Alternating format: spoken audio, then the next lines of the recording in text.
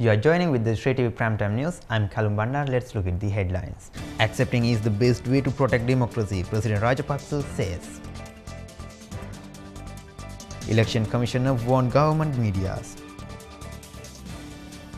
President says his journey to empower.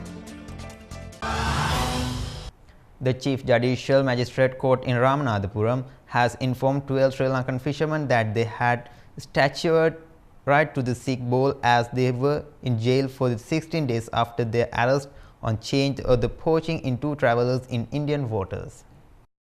When the fishermen were produced before the court on Thursday for the extension of remand, Magistrate T. Jayarajan told them that the police had not filed the charge sheet within 16 days of arrest. After their remand was extended till December 23rd, they were taken back to the Puzzle Central prison in Chennai, The Hindu reported. Informed sources said the fishermen, most of them from Puttalam district in Sri Lanka, wanted their boat's owners at the Sri Lankan Deputy High Commissioner in Chennai to secure their release. Wanted their boat owners and the Sri Lankan Deputy High Commission in Chennai to secure their release. The fishermen were detained off Kanyakumari by the Tuticorin station of the Coast Guard on September 13th and arrested Tharuvekulam Marine Police, who produced them before the Chief Judicial Magistrate Court here on October 3rd. Their remand was extended thrice through video conferencing. The travellers were anchored at the Tuticorin port. Fishermen at Mullaitivu staged peaceful protest in front of the Mullaitivu District Secretariat on demanding to stop illegal entry of southern and Indian fishermen in the fishing territory.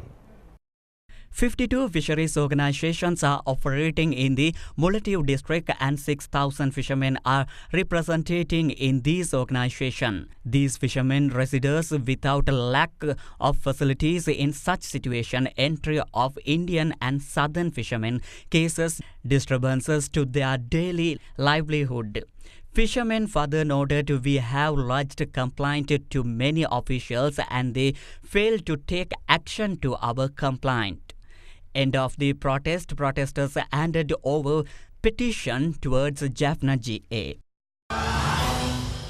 Prior to the presidential election, government held its last session yesterday. At parliamentary sitting, more ruling and opposition members will cross over to two sides. Senior members of political parties hold a discussion to stop this crossover.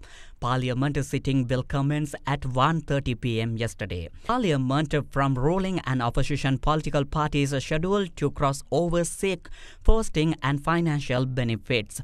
However, it was revealed changes would be occur in the number of political seats.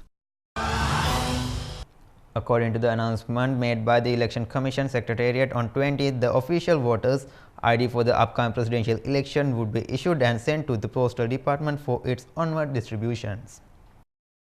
According to the announcement made by the Postal Department Director General Rohan Bharat, from 22nd instant, these voters' IDs would be issued all over the country by the Postal Department. Adding further to the above statement, Rohan has also said even though on 28th instance is failing on a Sunday, which is a public holiday, we will consider that there has a special working day for the distribution of voters' ID and we will be distributing the voters' card throughout the country. The Sri Lankan President Mahinda Rajapaksa has said the best way to protect the democracy is accept the orders of the people in front of them. While speaking at a public meeting in Valigama, Sri Lankan President Mahinda Rajapaksa made these above statements. Adding further to the above statement, Mahinda Rajapaksa has said, I am always having confidence with the people. 2 times the people laid their confidence over us. We have never broken our faith and confidence which has been laid down by the people. Similar way, we will never break our promises and we will continue to protect the interest of people. The people who are united with me is not individual people, they are political party. The people knows and fully aware of the action of the political parties.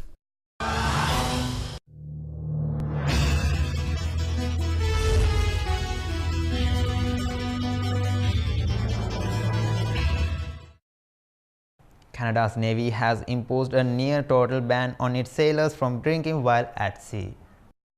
Previously, sailors were permitted to drink while off duty. Now they will only be allowed to on special occasions at the captain's discretion. The new measures come after a warship had to be recalled after incidents involving allegedly inebriated crew.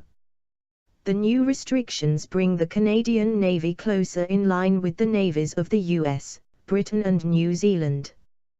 Beer vending machines will be removed from warships, and the price of alcohol will be raised in the onboard bars. Canadian Royal Navy Commander Vice Admiral Mark Norman told journalists that several questionable incidents concerning drunken sailors had prompted the decision. An MP from India's governing party has apologized in Parliament a day after he praised the killer of independence leader Mahatma Gandhi as a patriot. But Sakshi Maharaj of the Bharatiya Janata Party, BJP, used his apology to attack the opposition Congress Party, fueling further outrage. Earlier this month another BJP MP sparked outrage by using offensive language to describe non-Hindus. Gandhi was assassinated in 1948 by Nathuram Godse, a hardline Hindu. Godse, who was executed for the murder, resented Gandhi's calls for Hindus and Muslims to unite. On Thursday, Sakshi Maharaj had said, Godse was an aggrieved person. He may have done something by mistake but was not an anti-national. He was a patriot.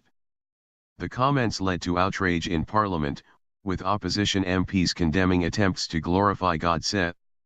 I respect Gandhi, I respect the House. I withdraw my remarks, the MP said in the lower house of Parliament on Friday. Mexican Finance Minister Luis Videgaray has gone on national TV and radio to defend how he bought his luxury home.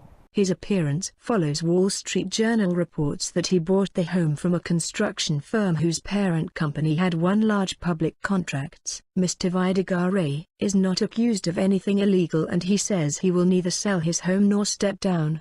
The affair comes in the wake of a similar case involving President Enrique Peña Nieto. Last month, Mr. Peña Nieto's wife was forced to sell a $7 million, £4.4 million, house she had bought from the same company and also made a televised address explaining the source of her income. The Wall Street Journal says it has seen property records that show Mr. Videgaray bought a luxurious home in Milinalco in the central state of Mexico from Buenos Aires H&G, the firm's owner, Juan Armando Hinojosa.